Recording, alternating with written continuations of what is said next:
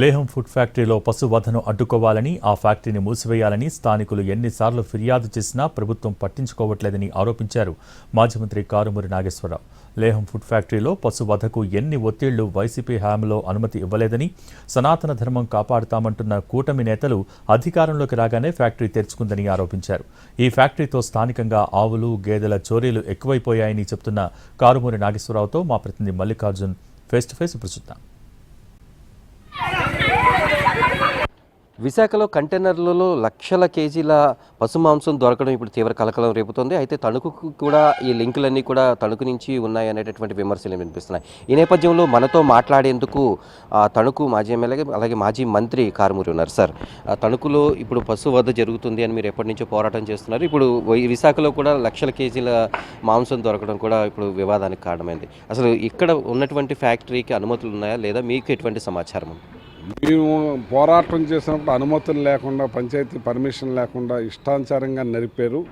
గతంలో నేను అధికారంలో ఉన్నప్పుడు అన్ని పర్మిషన్స్ ఉన్నా కానీ దాన్ని ఇమ్మీడియట్లీ అందరూ ప్రజలు, గో సంరక్షకులు వాళ్ళందరూ ఆధ్వర్యంలో అది ఆపేయటం జరిగింది, తాళం వేసేయటం జరిగింది. తర్వాత ఎన్ని రకాల ఒత్తిళ్ళు, ఎన్ని రకాల రికమెండేషన్లు ఎంతమంది చెప్పినా ఎట్టి పరిస్థితుల్లోనూ అది ఓపెన్ చేసేది లేదని చెప్పాను. వాళ్ళు నాకు చాలా కూడా ఆఫర్ చేశారు. నా పీకన్నా తెగాల కన్నా అక్కడ ఆవు కంఠం తెక్కకూడదని చెప్పాను నేను. అలాగే దాన్ని ఆపుకుంటూ వచ్చాం. ఏదైతే కూటమి ప్రభుత్వం సనాతన ధర్మం, మరి ఏదైతే హిందూ గో సంరక్షత అనే ఈ కూటమి ఈ చంద్రబాబు నాయుడు పాలనలో వాళ్ళు వచ్చిన వెంటనే దాన్ని తెరుచుకుని ఇష్టానుసారంగా ఆవుల్ని, గేదెల్ని కోయటమని చెప్తా ఉన్నాను. నేను పోరాడుతున్నాం.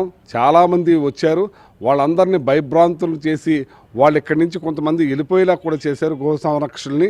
అలాగా మళ్ళీ ఏదైతే మేము కోర్టులో వేసామో ఆ కోర్టులో వేసినప్పుడు ఆ జడ్జి గారు కూడా మార్చేయటం జరిగింది, వేరే బెంచ్కి వేసి మళ్ళీ రప్పించడం జరిగింది. దాన్ని ఇప్పుడు వరకు కూడా ఆ కోర్టులో ఉన్నది బెంచ్ మీదకి రాకుండా దాన్ని ఆపి ఎన్ని రకాల శక్తులు అడ్డుకుంటున్నాయంటే, ఒక ప్రభుత్వం తరపు నుంచి లాయర్లు, ఆ ఢిల్లీ నుంచి లాయర్లు వస్తున్నారు. అంటే ఎంత పెద్ద ఎత్తున ఇది ఇక్కడ జరుగుతుందో ఒకసారి గమనించాలి. అలాగే ఏదైతే పవన్ కళ్యాణ్ గారిని ఆయన వెళ్ళిపోతుంటే అక్కడ ఆగి జనాలందరూ, మహిళలందరూ ఆయనకి రిప్రజెంటేషన్ ఇవ్వటం జరిగింది.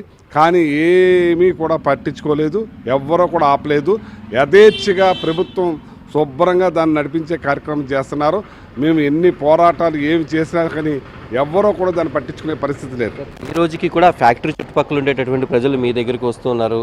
ఇక్కడ జరిగేటటువంటి ఫ్యాక్టరీ అక్కడ కార్యకలాపాలు ఆపాలంటూ వాళ్ళపైన దాడులు జరుగుతున్నాయి, లేకపోతే ఇక్కడ చెడు వాసన వస్తుంది అనేటటువంటి అనేకమైనటువంటి కంప్లైంట్స్ చేస్తున్నారు. ముఖ్యంగా ఏ కంప్లైంట్స్ వస్తుంది, వాళ్ళకి ఎటువంటి భరోసా ఇస్తుంది? ఇప్పుడు ఇవాళ అక్కడ చుట్టుపక్కల వాళ్ళ అన్నాలు కూడా తినలేని పరిస్థితిలో ఉన్నారు, ఆ వాసన భరించలేని పరిస్థితిలో ఉన్నారు. దానికి ఒక ట్రీట్మెంట్ ప్లాంట్ కూడా లేదు. ఒక గొయ్యి తవ్వేసి బ్లడ్ అంతా కూడా వదిలేస్తున్నారు. వాయు కాలుష్యం అయిపోతుంది. కింద గ్రౌండ్ వాతావరణంలో కూడా మొత్తం పూర్తిగా కాలుష్యం అయిపోతుంది. చుట్టుపక్కల ఏదైతే గేదెలు ఉన్నాయో మకాంలో కట్టుకుంటారో ఆ గేదెలని ఎత్తుకుపోవటం, 10 నిమిషాల్లో తోలుకు తోలు, బోన్సుకు బోన్సు, మాంసం అయిపోతాం. వాళ్ళ కంప్లైంట్ పోలీస్ స్టేషన్లో ఉంటుంది. గేదె మాత్రం ఆచూకీలు తెలియని పరిస్థితి అయిపోతుంది. ఈ చుట్టుపక్కల 2-3 జిల్లాల నుంచి కూడా ఎత్తుకొచ్చి ఇక్కడ అమ్మేయడం జరుగుతూ ఉంది. దీనివల్ల పాడి కూడా లోటు వచ్చే పరిస్థితి ఉంది. ఇది చాలా దుర్మార్గంగా, హేయంగా జరుగుతుంది. ఈ గోహత్య మహాపాతకం ఈ లోకల్ ఎమ్మెల్యేకి ఎన్నిసార్లు చెప్పినా, ఎన్నిసార్లు మొరబెట్టుకున్నా అతను డబ్బేధ్యేయంగా పనిచేస్తున్నాడు. కానీ ఇది మహాపాపం. పురాణాల్లోనే చెప్పారు, గోహత్య మహాపాతకం, తరతరాలు ఆ పాపం చుట్టుకుపోద్దని. అది నేనంటాం కాదు, అది సనాతన ధర్మం అనే వాళ్ళకు కూడా తెలుసు. ఇక్కడ ప్రజల గోడు పట్టించుకోవట్లేదు. ఆఖరికి అక్కడ ప్రజలు అందరూ కూడా జనసేనకు సంబంధించిన వాళ్ళైనా సరే, మేము పార్టీలకు సంబంధం లేదు, కానీ వాళ్ళ మురిపెత్తుకున్నా సరే వాళ్ళని పట్టించుకునే పరిస్థితుల్లో ఇది యథేచ్ఛగా నడిపిస్తూ ఉన్నాడు అతను.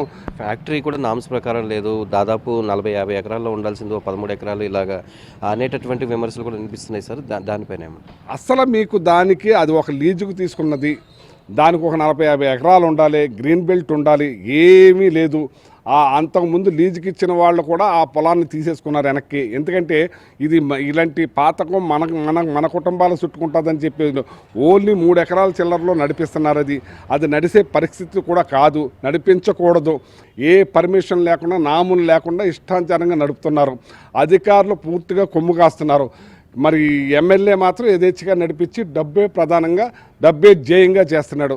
ఈ మూగజీవుల ఉసురు తరతరాలు చుట్టుకుంటుంది. సార్ పాడి దెబ్బతింటుంది అంటున్నారు, ఇక్కడ స్థానికులకు కూడా ఇబ్బందులు ఉన్నాయి. మీ ఫైనల్గా మీ డిమాండ్ ఏం చెప్తారు సార్? ఎట్టి పరిస్థితుల్లోనూ అది నడవకూడదు, ముయ్యవలసిందే. ముయ్యకపోతే మాత్రం దీని మీద పెద్ద ఎత్తున ఉద్యమించే కార్యక్రమం జరుగుతుంది. గోవులోనే అన్ని దేవుళ్ళు ఉంటాయంటారు. అటువంటి గోవుల్ని యథేచ్ఛగా చేస్తూ ఉంటే ఇది ప్రజలు బాగా బాధపడుతూ ఉన్నారు. ఇప్పుడు తణుకు ప్రజలకు అందరికీ కారుమూరు ఏదో చెప్తున్నాడు అనుకున్నారు, కానీ ఇప్పుడు వాస్తవాలన్నీ తెలిసి వాళ్ళందరూ కూడా ఉద్యమించే కార్యక్రమం అవుతుంది. ఇప్పుడు వైజాగ్లో దొరికినటువంటి పశు మాంసం కూడా ఇక్కడి నుంచి తణుకు నుంచి మూలాలు ఉండడంతో ఇక్కడ స్థానికులు ఎన్ని ఆవేదన వ్యక్తం చేస్తూ ఎన్ని డిమాండ్లు చేస్తున్నప్పటికీ కూడా దాన్ని పట్టించుకోకుండా స్థానిక నాయకులు ఎవరైతే ఉన్నారో వారందరూ కూడా కేవలం డబ్బు కోసం ఇక్కడ గోవుల హత్యకు పాల్పడుతున్నారనేటటువంటి విషయాన్ని మాజీ మంత్రి కారుమూరి స్పష్టం చేస్తున్నారు. ఇప్పటికైనా ఫ్యాక్టరీని మూయించే విధంగా చర్యలు తీసుకోవాలని డిమాండ్ చేస్తున్నారు.